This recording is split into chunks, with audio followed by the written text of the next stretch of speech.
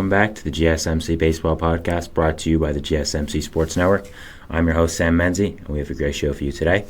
First topic we'll be covering is recapping the American League games from yesterday, and then we'll be moving on to the National League games as well. Then we'll be talking about the Marlins and some recent news involving them. There has been a lot, so I wanted to recap it and go over it.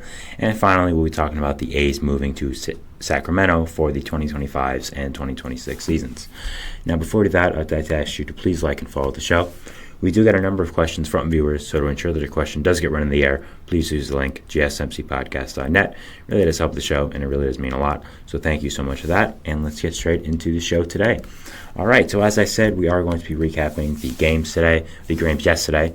Today we're going to be talking about it, though, so we'll be getting straight into that. I will say there is currently a game on right now, so I will probably be talking about that in the middle if something does happen. The Mets look like they're about to lose, but we'll see. So, let's go into the AL games for today. So, first one we'll be talking about is Astros-Blue Jays. This has been an exciting series so far with a no-hitter for the Astros and a late-game comeback for the Blue Jays. So, let's see what they have in store this time. Scoring starts in the top of the third here with Yordan Alvarez hitting his first home run of the season. Long awaited, so it's nice for him to get off the mend.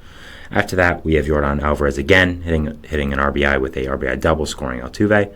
Then we move to the bottom of the fifth, where Chas McCormick hits an RBI single, scoring one and making it 3-0.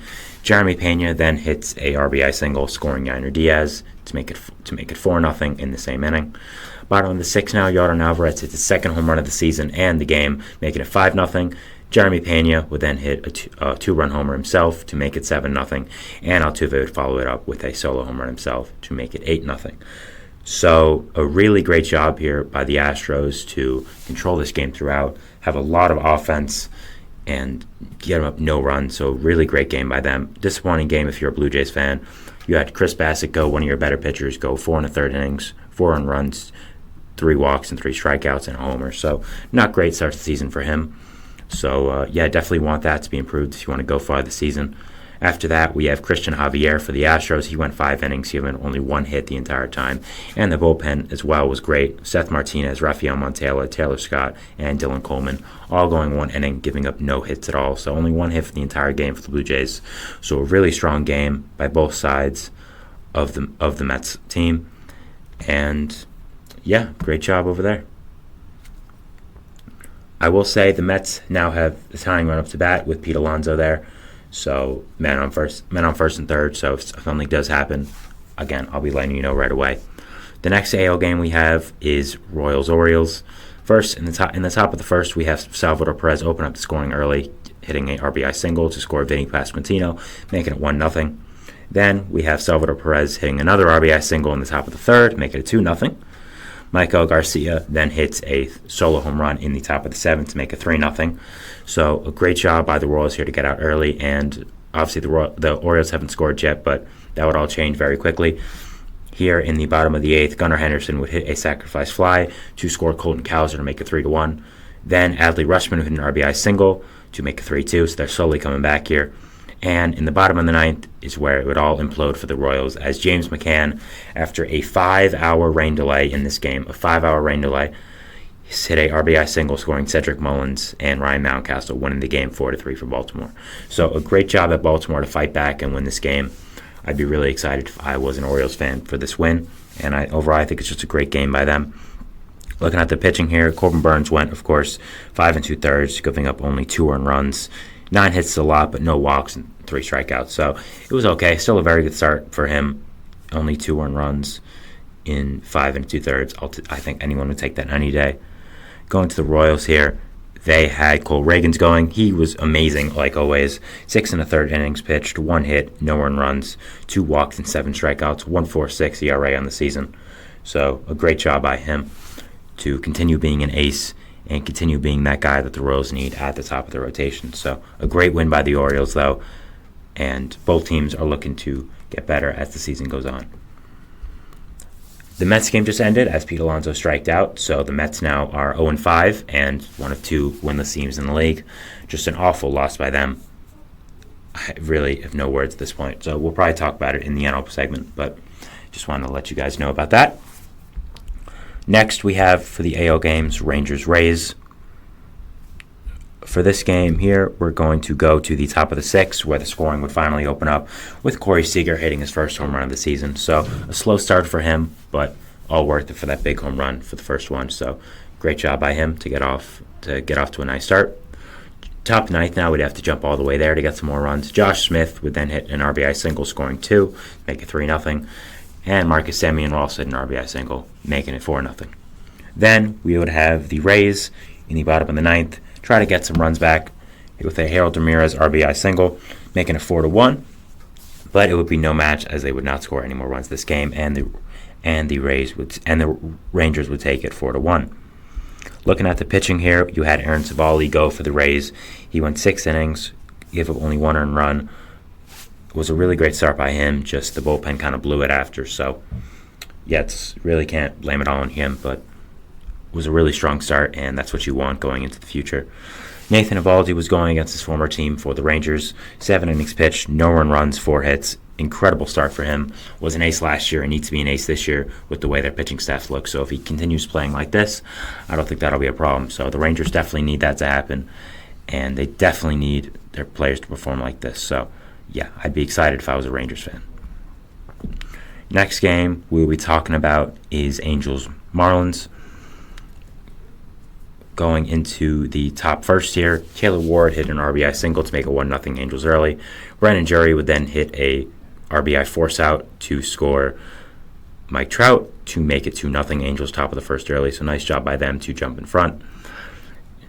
Then at the top of the third, Brennan Jury reached on a fielding error to make it 4-0 Angels. Then bottom of the third, Marlins trying to start to come back here. Josh Bell hits an RBI single to score Avisala Garcia to make it 4-1. Jake Berger would then also hit an RBI single, making it 4-2. So Marlins look like they might be coming back here a little bit. Might be looking like they got some life here. But that would not be the case whatsoever. As the Angels then explode, you would have Zach Neto hitting a 3 RBI double, making it 8-2 Los Angeles. I skipped over 2 runs, sorry. Logan O'Hoppe hit an RBI single, and Joe Adell would hit a sacrifice fly to make it 6-2. Then Zach Neto would hit an RBI double to make it 8-2.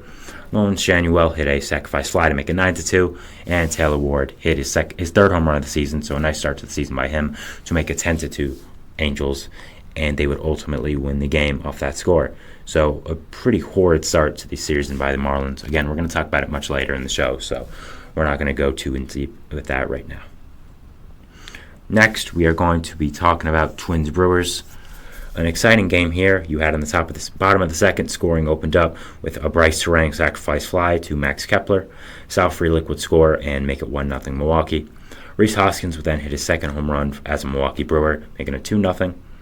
Carlos Santana tries to come back a little bit for the Twins, as he would make it 2-1 with a force out, scoring Alex Kirilloff.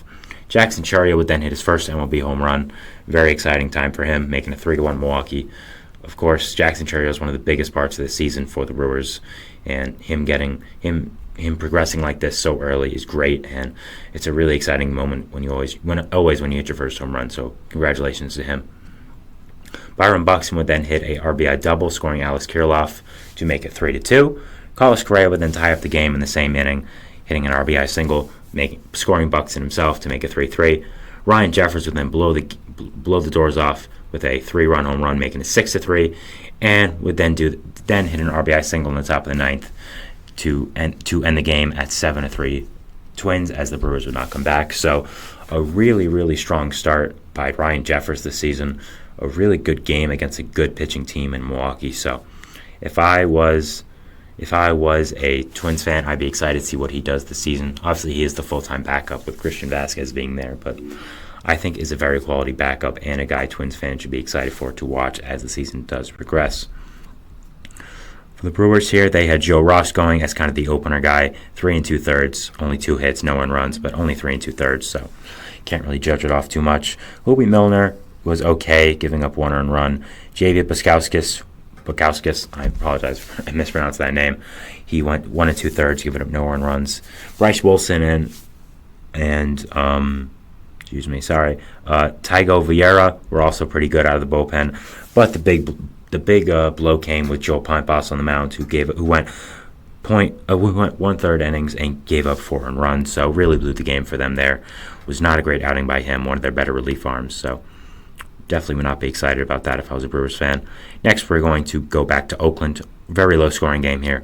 Top 4, Emmanuel Valdez would hit a sacrifice fly, scoring Tristan Casas, making it 1-0 Boston, and that is the entire scoring events of that game. So, very exciting, as you can tell.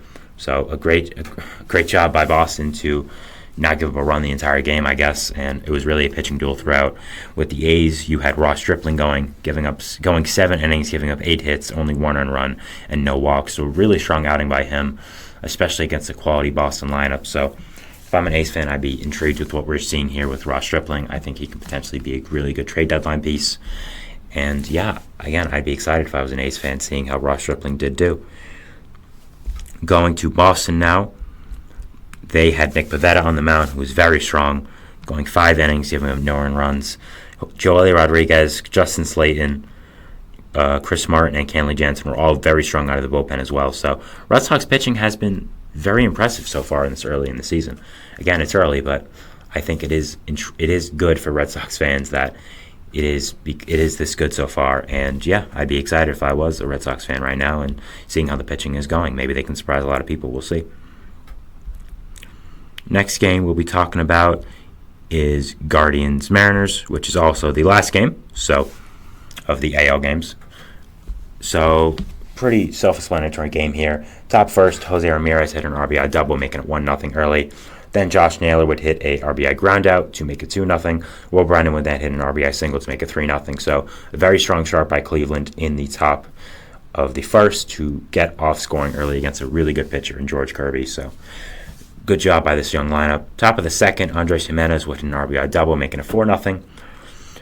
Josh Naylor would hit a sacrifice fly to Dylan Moore, scoring Stephen Kwan, making it 5-0.